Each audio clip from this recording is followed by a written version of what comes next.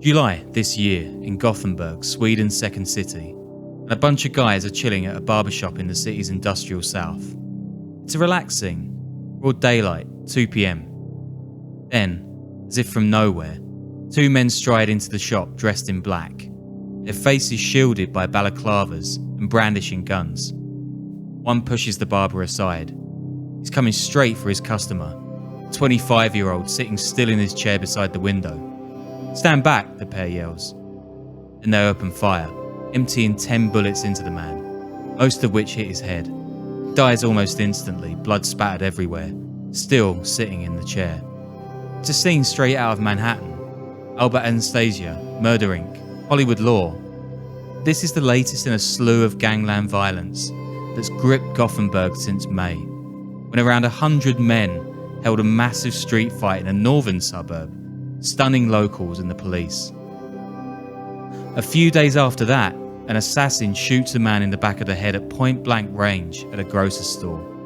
Then, at the end of June, a 17-year-old kid walks up to a 30-year-old policeman and shoots him dead in the rough neighbourhood of Biskopsgården, one of the downtowns of the city's chaotic gang scene. It's the first time an active cop has been shot dead in Sweden in 14 years. It's public outrage. Swedish PM calls the murder a, quote, attack on our open society. We will never back down in the struggle against organised crime. But it's not over. And just days after the officer's slaying, two men walk into the barbershop in Frölunda, yet another deprived area ravaged by gangs that proliferated in the years following the demise of Balkan mobsters that had dominated Swedish crime for decades. Their numbers are huge. They're bombing and grenade attacking citizens. And they're getting so young, the Swedish state didn't know what to do. Drugs, joblessness, a hostile environment, turf wars and guns from the full Yugoslavia. It's a miracle more bodies aren't dropping. Then this is Sweden, land of social welfare, Spotify, ABBA, IKEA. It's a peaceful place, right? One of the world's good stories, a safe space. Not quite. In fact, Sweden's the only place in Europe where gun crime has gone up since the early 2000s, with bomb blasts, roadblocks and murders an all too common feature of daily life in its three major cities, Stockholm, Gothenburg, Malmö. And the barbershop bloodshed won't be its last. Welcome to the Underworld podcast.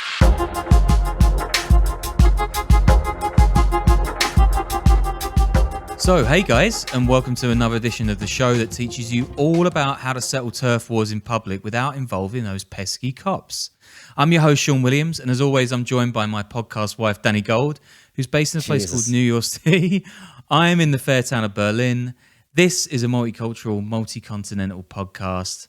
It's just two white journalists in our 30s, straight up heterosexual males talking about gangs.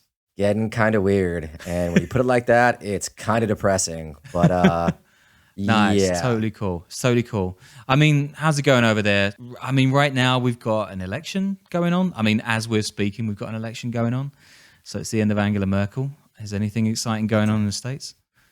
yeah. I mean, take it easy, Dan Rathers. No one's here for that. I'm excited about this episode. I think a lot of people have reached out to us and said they wanted us to talk about the gang situation in Sweden, but I think I like what you did here. You're kind of going back into the history too. So I think it's a pretty good episode for sure. Yeah, and if you listen to the Patreon episode we did recently with Yugo Mafia, who described like an insane amount of gun violence, homicides, gang trouble in Sweden, which is like a world away of the image most people have of it, which is all happy clappy, sing-song, rich people living in a little stable paradise. Yeah, I interviewed Bjorn Wegner a little while back, who kind of broke down the entire history of organized crime in Sweden, and you know, he's super knowledgeable about all this stuff. So the Patreon, again, patreon.com/Underworld Podcast, where we put up bonus episodes. You know, for $5, you can get show notes, scripts, source lists, everything like that for a little bit more. But please support us if you can, because that's where we're doing a lot of interesting stuff if you want to get more.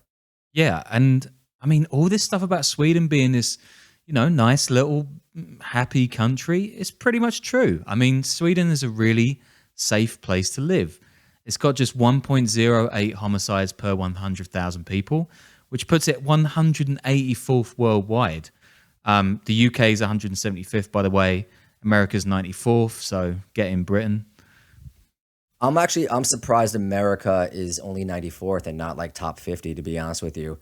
I want to double check. I want to double check those facts. But yeah, I mean, the Sweden thing is interesting too, right? Because, it has become this political football for culture war stuff, where it's either like the most dangerous place on earth or completely fine, depending on which side of the culture war you fall on, which neither one of those things is true. And also weed is like, we don't do that. We're not going to get involved with that. Yeah. But we'll tell some good stories about it.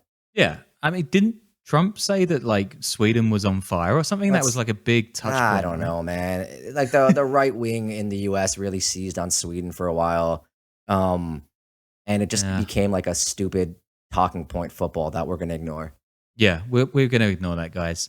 But those stats, like the 1.08 homicides, that's really only for certain kinds of Swedes. And to explain why, we're going to take it all the way back to the 1970s, as we love to do here, when Sweden and the whole of Scandinavia is really going through this industrial purple patch, and they just don't have enough people for the jobs. So what they do is they reach out across Europe, particularly in the socialist Yugoslav Republic, which is then run by a dictator called Josip Broz Tito. And so under Tito's Yugoslavian brand of socialism, Yugoslavians, that's modern-day Bosnia, Croatia, Macedonia, Montenegro, Slovenia and Serbia, including, of course, Kosovo, their citizens live pretty well compared to their neighbors in, say, like Albania or Bulgaria, Romania. And they actually have pretty decent freedom of movement, so they can head across Europe. And even the world. I mean, there's loads of people in South Africa from the former Yugoslavia, and they're looking for money to send home for family and country, and that includes Sweden. And there's a great report, by the way, last year, Global Initiative by Walter Kemp, that I've used a bunch of this research, so shout out to Walter. But all of this Balkan migration comes with a pretty massive catch. Yugoslavia is a hotbed of crime at the time, and as Misha Glenny says in Yugo Mafia, like one of the best books ever, these so-called guest worker communities, the Gastarbeiter we spoke about in our Dutch and German episodes, they, quote, provided the milieu in which less salubrious Yugoslav characters could take refuge and disappear from police if necessary. Yeah, and not only that, though, as we kind of discussed in the Pink Panther episode, and I think in Arkan's episode as well, which was our first one, Tito had a habit of sending some of his most fearsome killers and criminals across Europe to murder dissidents, do bank robberies, and just have a great, chaotic, lawless time. So that was like something that they actively did. The Yugoslav, I don't know if you call it a secret service, their intelligent operatives, or whatever it was. Like that was something that they engaged in. Well, it's funny you mention one of those guys. I mean, we're going to get to 1972 now, and violence is just kicking off everywhere in the world. The Black Liberation Army shoot dead 2 cops in New York City. The British Army massacres 14 people in Derry on Bloody Sunday. Black September kills Israeli athletes in Munich. I mean, those are just insane times. And in the Balkans, it's the starting point in the career of a certain Mr. Željko Ražnatović. Yep, that's right, folks. We're kicking this show off with our star of episode 1, like 15 years ago or whenever we started this thing. That's the original Tiger King, Arkan.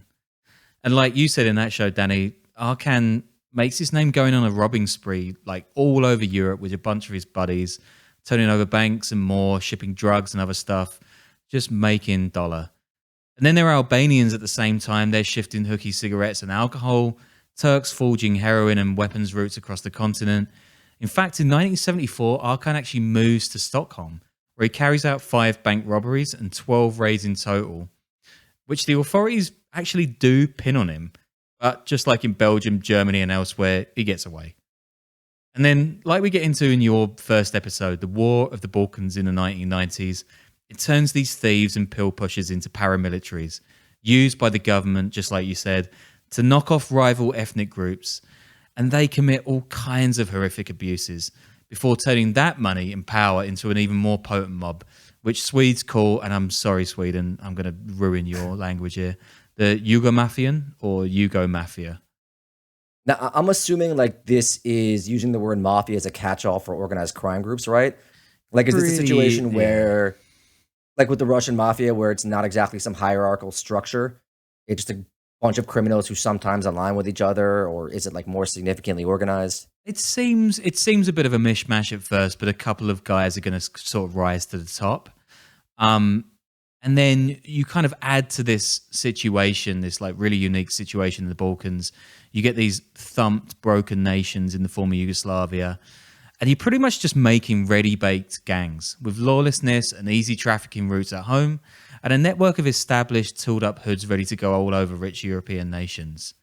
And from that point, you could branch off into the Albanian Ponzi scheme, which you mentioned in previous shows, but we really should do one on that alone. And the Italian Mafia, or the Pink Panthers, which is another one of your shows. But let's head back up to the Scandies, because it's just about to get nuts there. Yeah, I think the Arkan episode really dives into this a lot more if people want more depth in that. But like also, I think it's one of our first ones, so let's just say it's a little rough if you go back and listen. It's not as smooth and polished as we are now. Yeah. I mean, if you're going to go back, listen to Danny's ones, because mine are hellfire. But Sweden already has its homegrown gang problem at this time. And they're mostly homegrown guys, outlawed biker groups that pop up in the 70s and 80s. It actually takes the Hells Angels until 1990 to found a chapter in Skåne, which is the region enveloping Malmo, Sweden's third largest city, which is separated from the Danish capital Copenhagen from a bridge made famous by Scandi noir detective show, The Bridge. Yeah. Yeah, for some reason, I know these guys are like vicious and sociopathic, and they would definitely kill me very easily. But it's just kind of like the weird appropriated American culture happening there of these biker gangs. It just kind of strikes me as adorable. It's like when European rappers use American slang. Although again, they're all very dangerous people. I want no problems with them. It's just kind of weird. Yeah, again, like ABBA and all kinds of nice stuff. I mean, I think I'm going to disabuse you of that pretty soon. These local bikers, I mean, these guys are no match for the war-toughened Slavs. And by the mid-1990s, the Yugo Mafia is pretty powerful, and it controls many of the black market trade routes into Sweden. And the so-called gangster king of all of this, according to the Swedish cops, this is a guy named Dragon Jovitch, aka Jokso.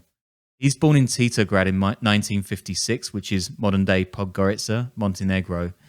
And this guy is a beast. He's 6'7", 265 pounds. He's got a face like a grizzled vampire, gold chains and arms like bouncy castles. Christ, I mean, he probably had to buy his tracksuits custom made, I've got a great photo that I put up on our Twitter this week, and he just looks comical. He's so huge. Anyway, this guy, he's scary, right? I don't want to be getting on his wrong side ever. P.S. Patreon.com/Underworld Podcast. Guys, help me out with the Moldovans.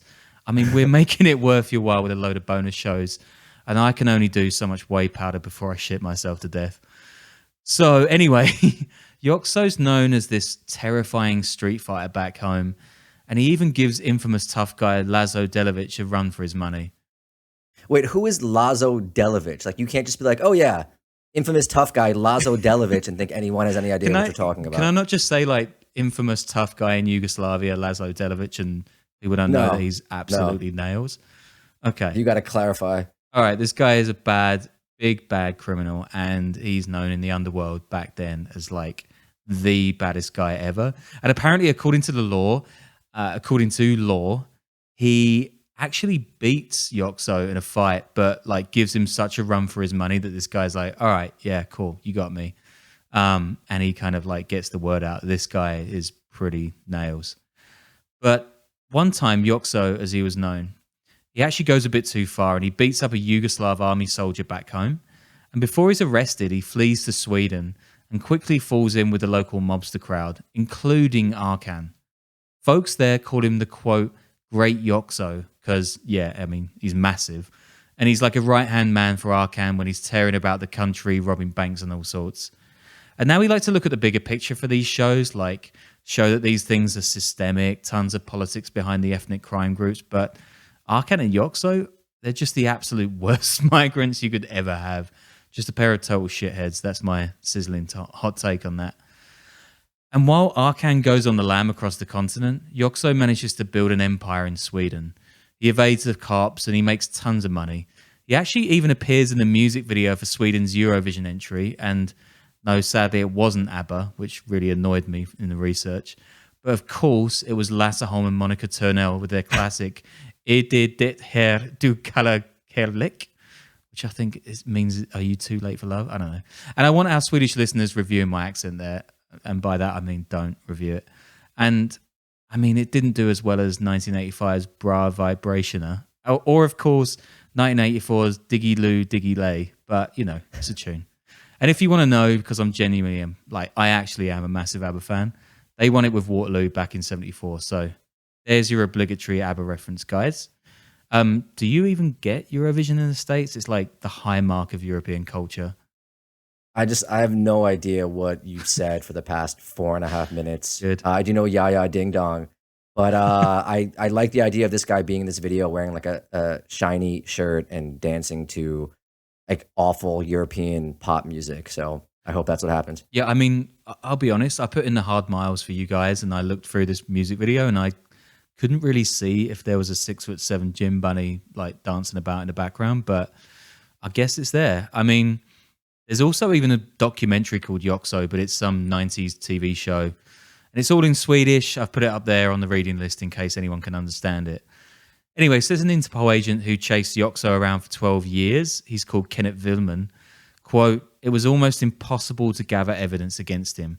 All the witnesses' tongues were tied in a knot at the very mention of Jokso's name. Everyone was afraid of the cruel methods he used. Everyone was afraid of him, like the devil himself." I mean, was this guy really just shifting fags and booze? I mean, I know the alcohol situation in Sweden is pretty mad. You have to buy it from state supermarkets and it costs a fortune. Actually, I think my mate, shout out to Eric, he said they all get on booze ferries to Finland or something. That sounds super fun. Anyway, Jokso, he only gets one stint in prison ever, and that's 2 months for carrying a wrap of coke. Props to the policeman for having the stones to nick him, by the way. And he owned restaurants and a few racehorses, like good old-fashioned mafia money laundering holes. So wait, did they clash with the biker gangs? Was there some sort of battle over these territories, or they just kind of moved in and took over? As far as I can understand, it's similar to the situation with the Italian mafia in Australia. So the bikies were kind of running town, and then these Yugoslav guys came along, just completely beat their asses down. And then they ended up doing errands, essentially, and like running drugs and other stuff for the Yugoslavians. That makes sense. Yeah. And it's not all underworld stuff that Jokso's into. And like, this is a good story. In 1993, Swedish princess Ulrika Bidegård, who's a former horse riding world competitor, she's abducted from her parents' villa outside Brussels. Shout out to the team at Equa Lifestyle for this absolute belter of a lead. Quote, "Gagged, blindfolded, and slightly sedated. This is how the Swedish rider Ulrika Bidegård, then just under 30 years of age, was held for 5 days in our country." I like that. Anyway, so Ulrika's just minding her own gold-plated business when Lars Nilsson, this handyman at the villa, he grabs her at gunpoint, rolls her up in a carpet, and gags and binds her up in a soundproof box around the size of a fridge. He also tries sedating her with paint thinner, which, as every good builder will tell you, just gives you an insane headache like poppers.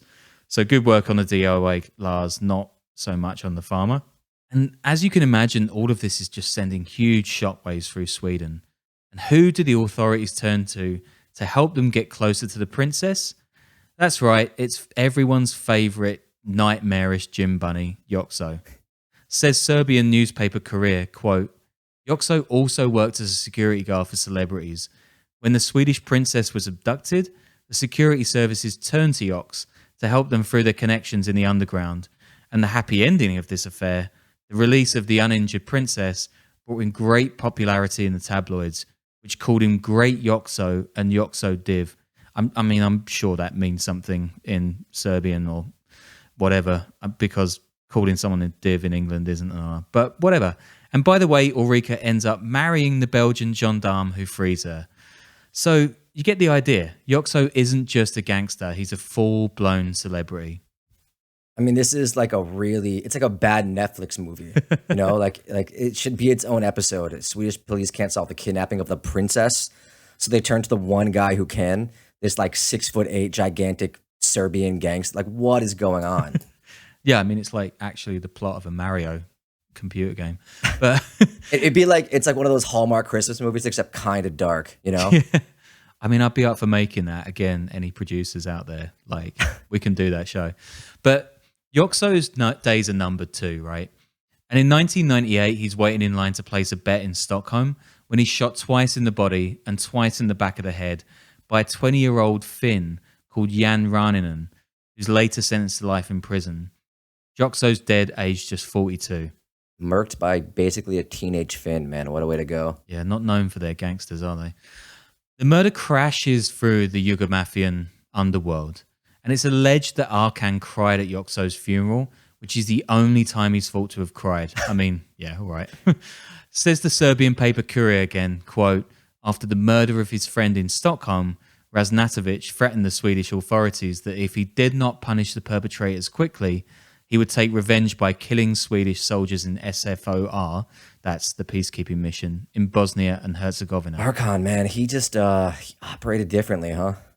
I still struggle to like level the pictures of Arkan with the man of Arkan. Like, he looks like such a little baby-faced nice guy, but he really was not. No. So this shooting at this betting store by basically a child Finn kicks off a gang war. And just 2 months later, two dark-clad men walk into the Brother Tuck bar in Stockholm, and they shoot dead a 36-year-old Yugoslavian, Dragon Jovitch, who supposedly hired Raninen with automatic weapons. Arkan's thought to be behind that killing too. Wait, so was this an internal gang war between various like Yugoslav factions? Yeah, pretty much. It seems like someone just wanted to top the king. They did. And Arkan is just like, no way. And so he starts causing mayhem, as only he can really do. And really, there's just so much information on the Yugo Mafia. And I mean, most of it in the Swedish press. And I've basically disappeared down a Balkan gangster hole doing research on this one. There's a pretty grim episode back in 1983, for example, when a member of the mafia working on behalf of the government, that's the government in Yugoslavia, cornered Croat dissident businessman Stepan Jurikovic in a town just outside Munich, and he shot him with 6 bullets in the back and arms and then a blow from an axe. That's pretty gross. And that was a guy called Ratko Dokic, who owned a Stockholm boxing gym. I mean, this stuff is all so tied up with the Yugoslavian Secret Service, the wars, total mess. Anyway, back to Jokso's death, and it leaves a massive hole in the hierarchy of the Yugo Mafian. And who winds up filling it? It's this little-known guy by the name of Milan Sevo. Remember that name, guys, because our boy Milan's going to get involved in one of the maddest parts of this episode before long. This all kind of reminds me of just the Pusher trilogy, you know? But I think that's Denmark, right? Is it? I didn't even know that. Oh, it's great. You should watch those movies, man. They're incredible. Oh, man. Cool. Another one on the list. And then they're all about it's about Balkan mobsters in Scandinavia, but I'm pretty sure it's Denmark. Yeah, I mean, there's a huge crossover with Copenhagen and Malmo. We're going to get into a bit later on as well. Throughout the early 2000s, armed robberies become a big deal in Sweden. In 2002, a gang led by a famous rapper named Leo Carmona, also known as Chinese for his Asian looks, carry out a record-breaking multi-million-dollar heist of a plane from London, which lands at Stockholm's Arlanda airport carrying 15 sacks of cash, which stuns authorities, granted, but the crime takes an even darker turn the following year when one of the men involved is murdered in the Finnish capital Helsinki. 3 guys are convicted of the slaying, and Carmona gets a life sentence for ordering it. How are you going to let a plane heist happen after Goodfellas comes out? I don't get it. Honestly, this airport is just a clown show all the way around. And like, this is far from the final connection between rap and gangland killings that we're going to get from this episode. But back to those robberies. In 2006, robbers armed with automatic weapons and explosives, they raid a security van in Arlanda near the airport again. And the same year, Gothenburg's airport is shuttered after masked men ram a gate and hold up luggage handlers unloading Forex, and they get around $1 million. And then, in 2008, a group of men carries out an even more daring robbery in Gothenburg, dropping spikes on the street to stop police cars, burning cars to make the city into a flaming maze, and just leaving suspect bombs in the city center. Man, they are just all over the place, man. Craziness. Loving it. I mean, what is going on with this security? But before we get to the biggest heist of them all in 2009, I actually want to take you first to the city of Uppsala near Stockholm for a completely batshit story that, while a bit off our main storyline, it's really, really worth telling. So, Danny, have you ever heard of the Gizondo? I have not. Okay, we're about to. This thing was a 2005 handheld gaming device that was apparently going to take on the PSP, be a new Game Boy, only with a PDA, GPS, and camera attached. So, yeah, super cool. And this thing was made by a British company named Tiger Telemetrics. And to be honest, if you're hearing the phrase British Game Boy, you should already be on the lookout for trouble. A bunch of stars even promote the Gizondo, and it looks like it might actually go somewhere. But then, in 2006, shock horror, critics pan the thing. Tiger files for bankruptcy over $300 million of debt. Oops. And also, one of its execs, this smooth-looking 44-year-old Swede called Stefan Eriksson, he seems to have some less than boardroom ties. In fact, it's a little bit more than that. So back in 1981, Eriksson, then an auto repairman in the Swedish city of Uppsala, he gets sent down for robbery. And then in the 90s, he heads up a gang locals called the Uppsala Mafia. I just thought of Ups upside your head then. That was dumb. Committing extortion, drugs, offences, and then he goes in and out of jail, but he's far from done. By 2006, Eriksson is looking for another payday, and then he invests in Tiger.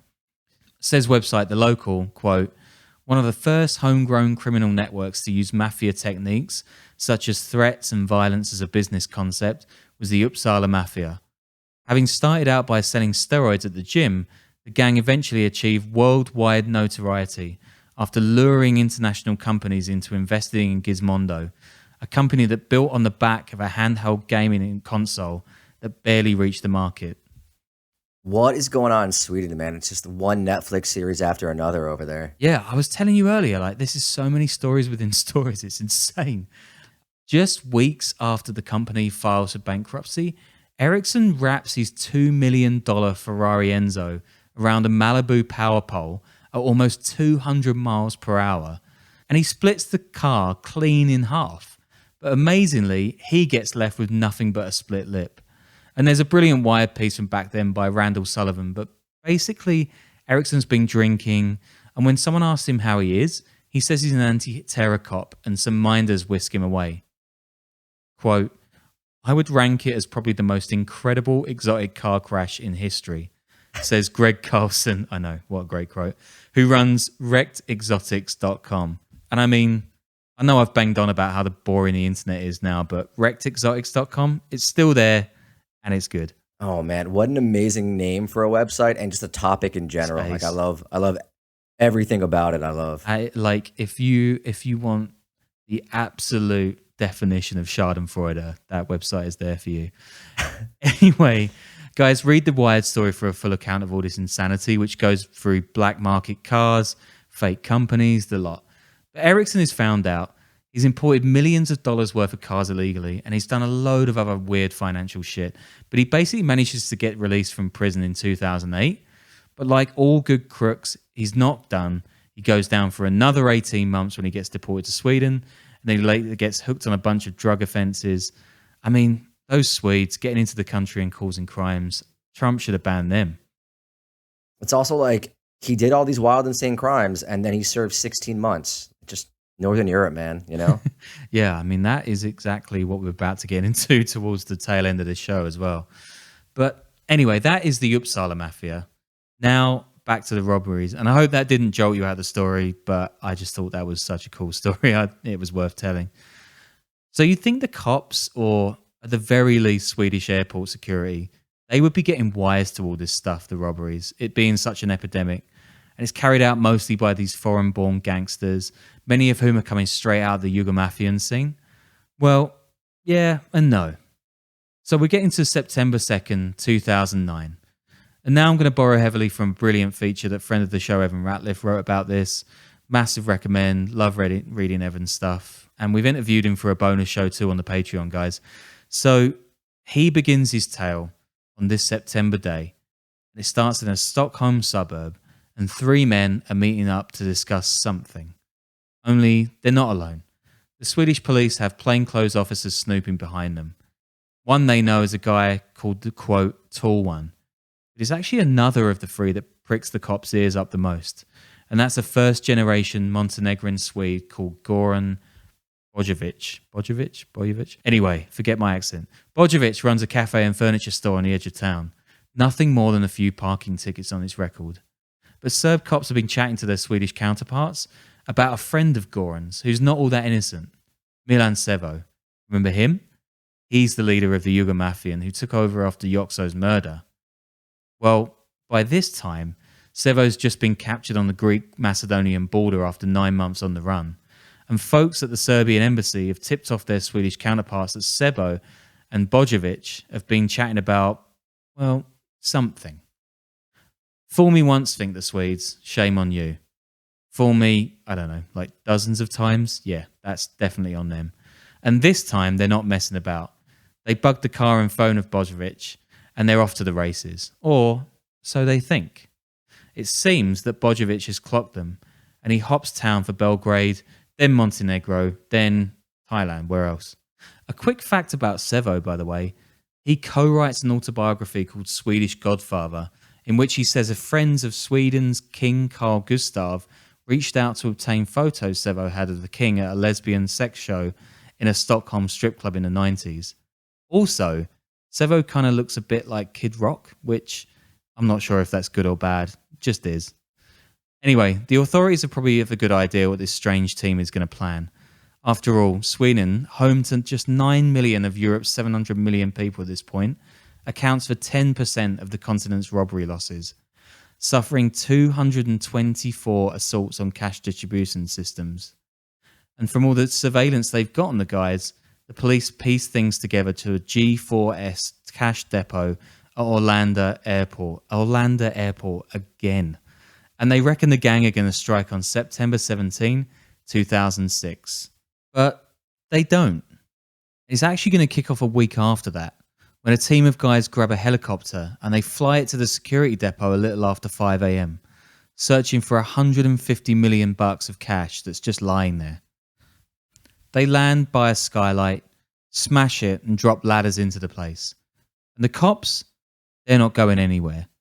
Ordinarily, they scramble a chopper of their own, but an accomplice of the gang has placed fake bombs at the police hangar and set fire to the area, grounding them. The gang circular saw their way into the safes, stuffed bags full of the cash. They fly off into the night.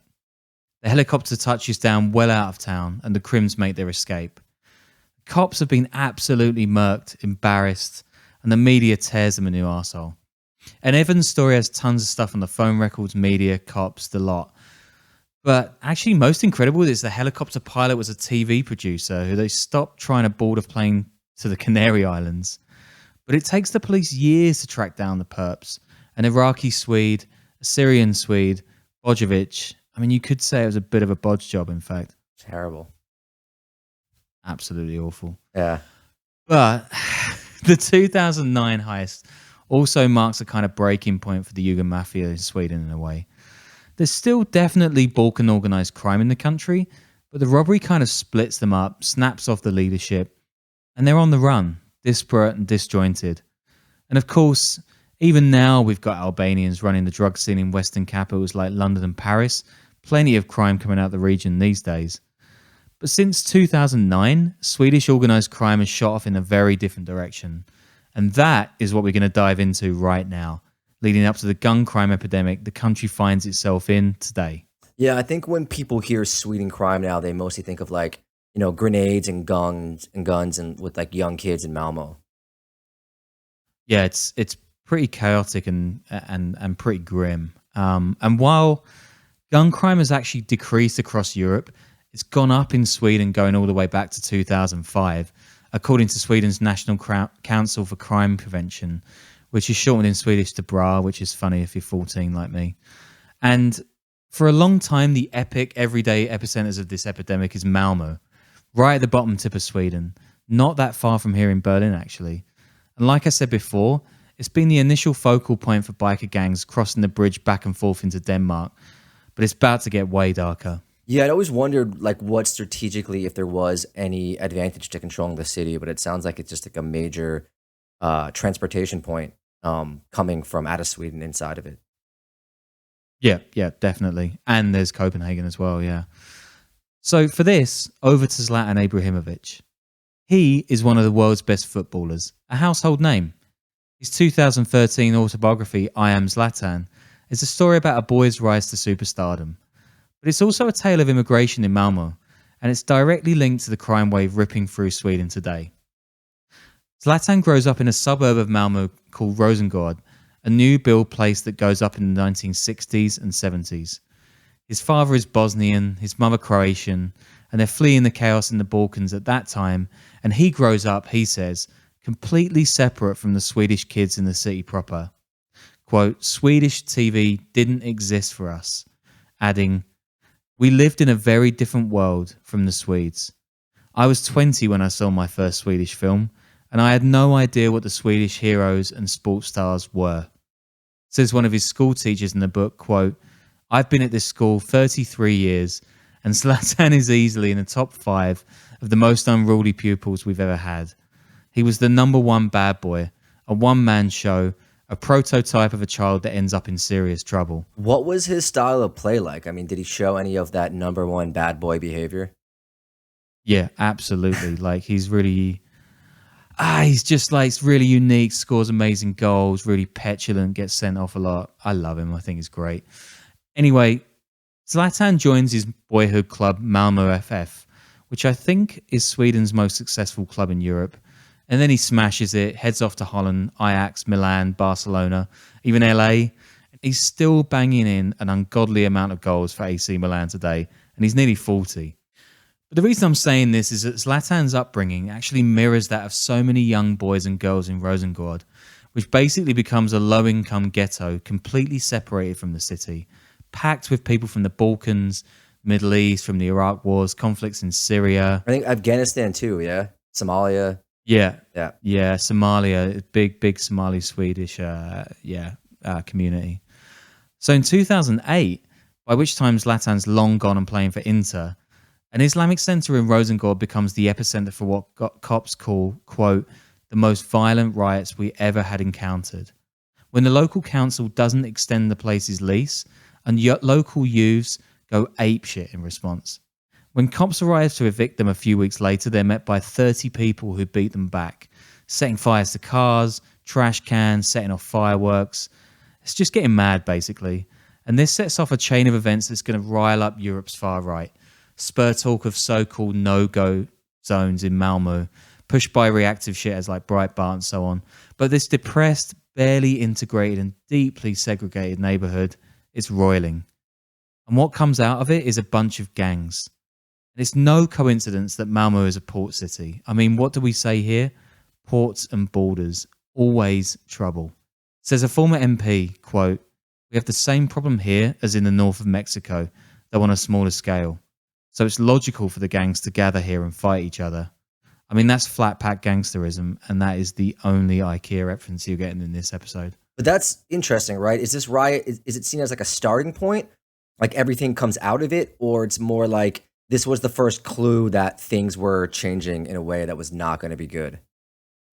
I think that people knew for a while when the jobs started disappearing that it was in a lot of trouble, but this 2008 riot is really the kind of spark point that kicks off a new era in crime. And yeah, in Malmo's case, the shipbuilding and textiles that brought the guest workers in the 70s, the guys we spoke about at the top of the show, they disappear sharply when people start getting stuff from China, India, elsewhere. Sweden stops importing folks for those reasons, but then you have regular immigration for other reasons. And jobs stay stagnant, but apartments that have been built for labourers years back, they stay, obviously. And by the time tensions rise over the mosque, up to 80% of people in Rosengård are unemployed. What? I mean, that is a tinderbox. Yeah. Is that true? Like that fact, 80% of young people or 80% of people are unemployed? 80% of people. That's all people. It's insane. I want to fact check you eventually. Yeah. And shout out to listeners. You can always fact check. Says the New York Times in 2011, quote, Rosengård hardly has the look of a troubled ghetto. Lawns and playgrounds abound. God, I hate that. But the area does not look like a traditional Sweden either. Satellite dishes hang from every balcony. The bakery sells Middle Eastern confections. Al Jazeera plays on the televisions. And young men huddle on street corners, casually bragging about doing battle with the police. I mean, there's some casual racism by the New York Times. And it continues, quote, a few years ago, the fire and ambulance brigades would not even enter Rosengård without a police escort.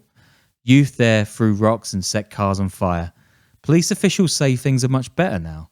Fires were down 40% last year compared with 2009. But last month, 2 police vehicles parked at the station were set on fire with small homemade explosives.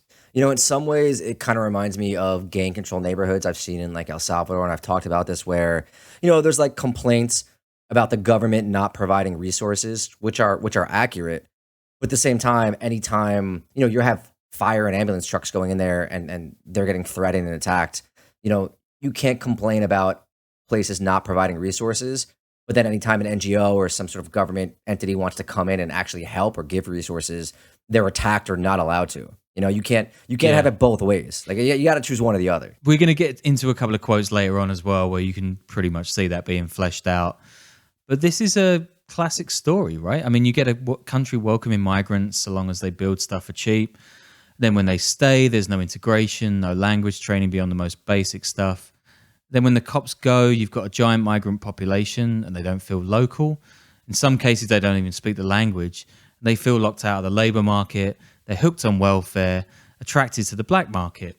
Berlin, London, New York, I mean, literally everywhere. See, I disagree with that fundamentally. I mean, I can't speak for Berlin or London, but that's not really the story of New York, right? I mean, this is European countries are much worse at integration when it comes to immigrants than a place like New York is. And I don't mean like New York is by no means perfect, right?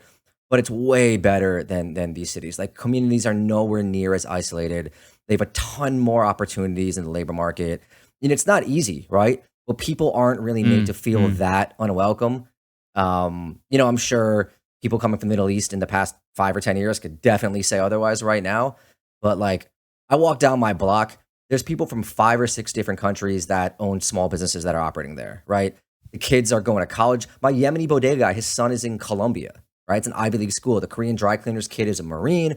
You know, and I'm not just using this as anecdotal evidence. It's like people are integrated far better here. So I really disagree with that characterization being the same as in New York. Obviously, you have immigrant communities that come here, and there's a lot of poverty, and it's a struggle, and crime does come out of that, right? But it's not like a similar situation to what's happening in Sweden right now at all.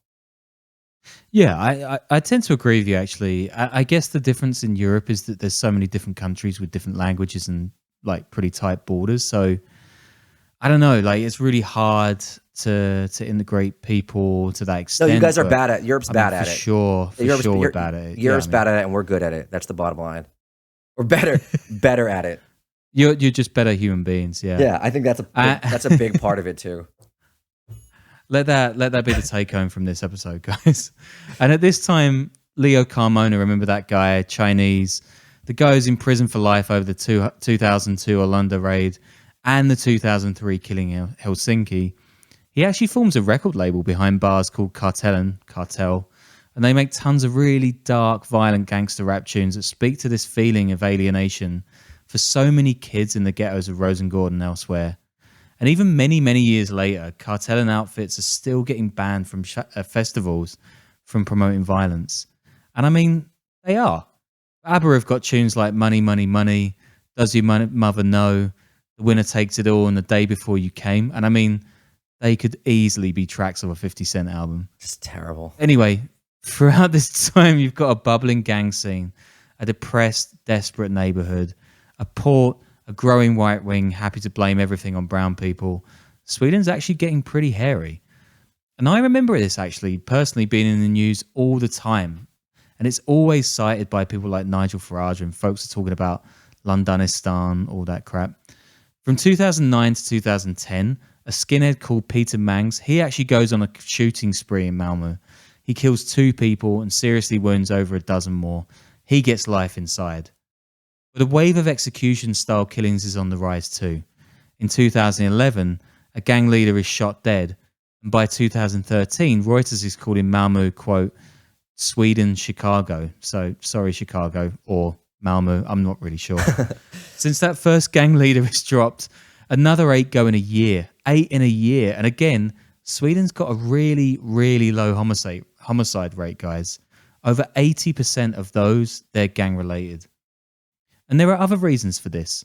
Sweden's cops are notoriously understaffed, and its justice system is incredibly lenient, especially on youngsters, which it often dishes out community service for actual shootings, which is insane.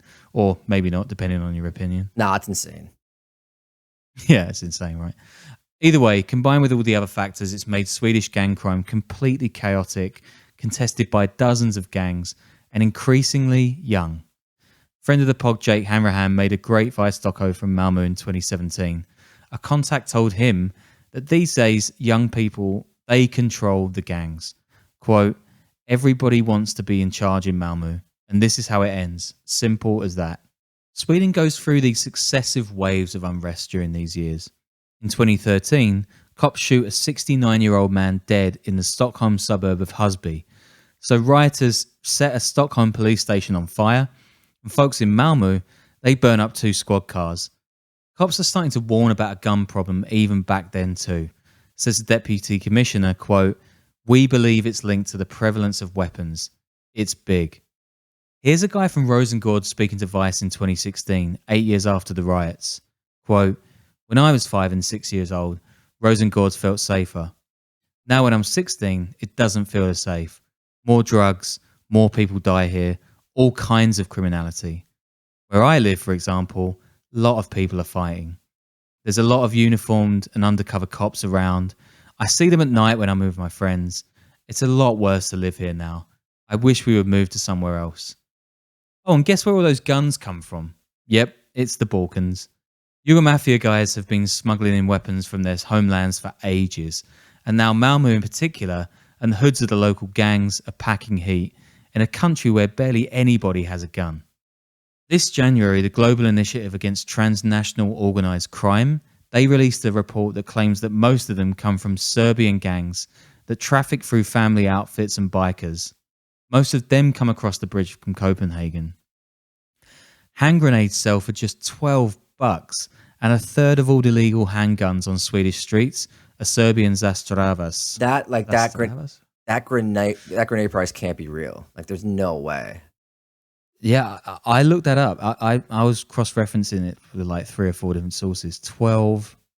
Jesus, that is mad. When do there so many attacks? Yeah.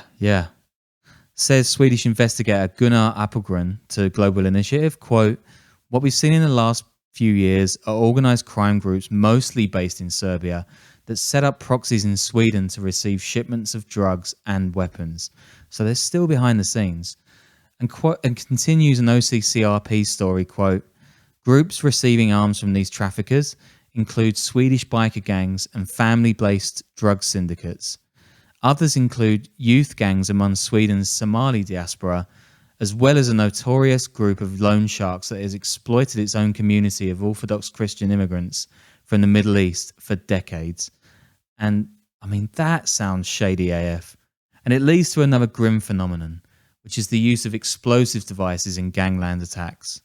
In 2017 and 18, these are mostly limited to powerful firecrackers and Yugoslavian M75 hand grenades. And they're concentrated in low-income hoods like Rosengård. But civilians are also getting caught in the crossfire. In January 2018, for example, a 63-year-old man dies when he picks up a grenade in Stockholm thinking it's a toy. A Dutch exchange student is also hit by a stray bullet during an execution-style killing at a pizza place in Uppsala.